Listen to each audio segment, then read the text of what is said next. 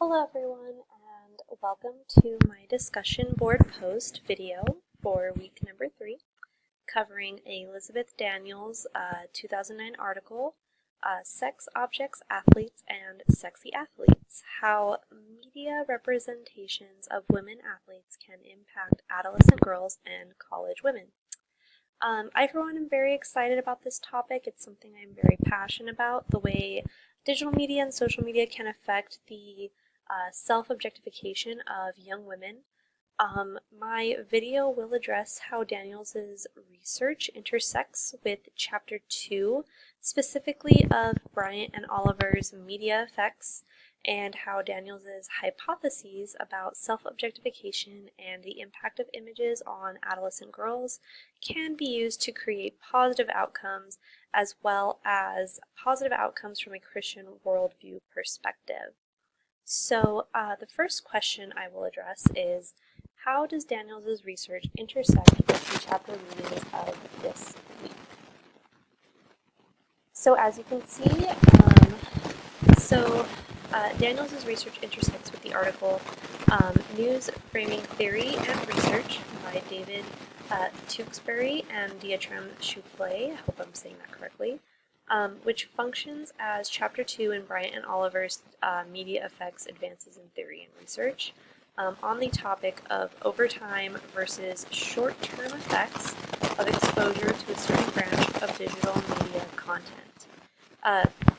The idea of short-term versus overtime exposure and the impact of framing within the news media is discussed by Bryant and Oliver as a means to research and effects of news media on viewers and whether or not the duration of exposure affects the outcome. So Daniels' research collects data from the initial reactions of adolescent girls and women in college to the images of female athletes either in action or modeling.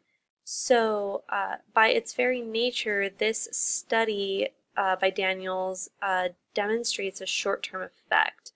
The girls and the women are seeing the photo and then they are affected by it and reacting to it.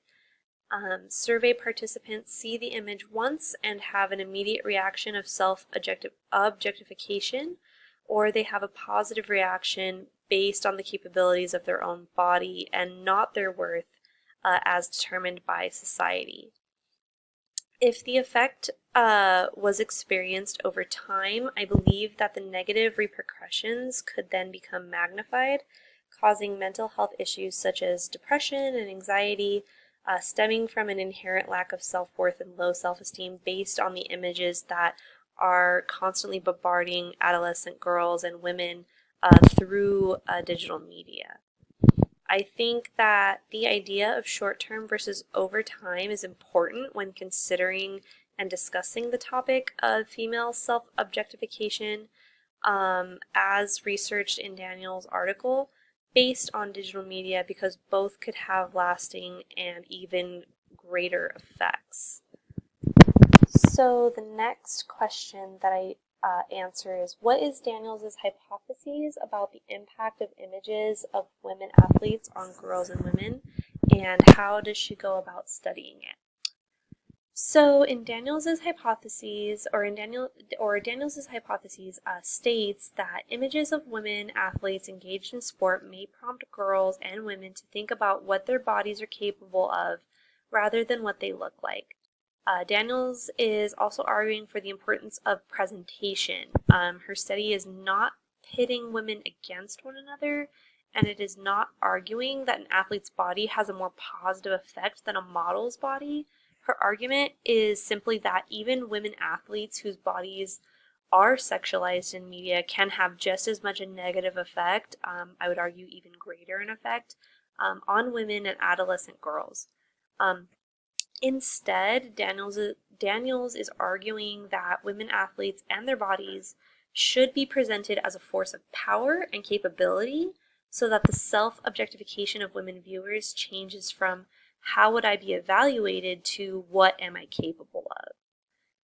So to illustrate this, I quote Daniels. She writes, Images of women athletes engaged in sport may prompt girls and women to think about what their bodies are capable of rather than what they look like. In contrast, sexualized images of women athletes may send the message to girls and women that their bodies are valued as sexual objects rather than as athletic forces. These images may impact females more negatively than sexualized images of models, which also negatively impact female viewers. Daniels examines how images of performance athletes, sexualized models, and non-sexualized models impacted adolescent girls and college women, their tendency to self-objectify.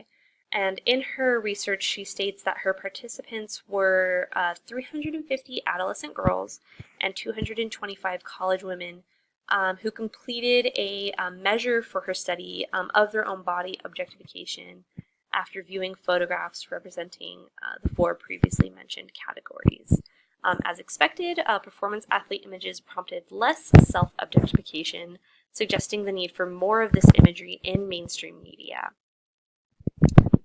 All right, so an example of this is Serena Williams. As you can see, I have a photo of her in her athletic performance versus modeling.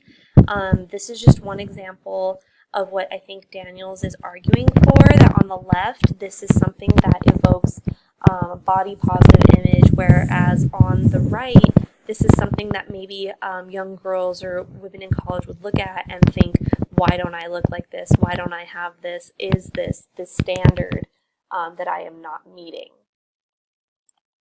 So next, I answer the question, what sorts of images of women athletes does the author, which is Daniels, find has a positive effect on girls? How do you think this research could be used to change the way media presents women athletes? So the way I answer this, Daniels proposes that non-sexualized media images of women athletes may positively impact female viewers. As expected, performance athlete images prompted less self-objectification, suggesting the need for more of this imagery in mainstream media. That was something mentioned in the last question. I think that this research is important because it offers a solution rather than simply identifying a problem. Yes, the sexualization of the female body can have negative effects on the way women view themselves and the way women expect society will evaluate them based on these high and very often unattainable standards of beauty and self-worth. I think that this research could inform the way that media presents female athletes not as bodies to be evaluated, but bodies that ought to be admired, praised, appreciated for their power and their value, not meant to be compared, but to be used as inspiration.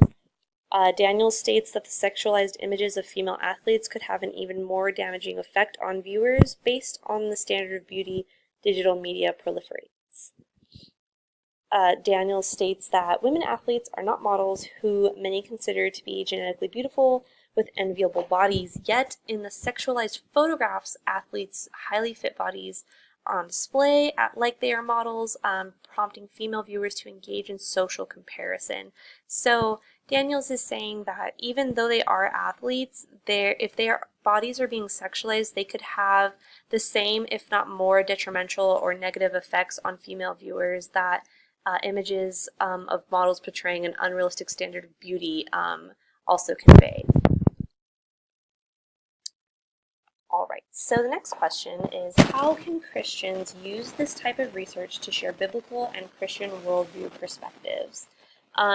So the way I answer this is, Christians can use this type of research to share biblical perspectives by understanding how self-objectification can lead to a negative self-perception.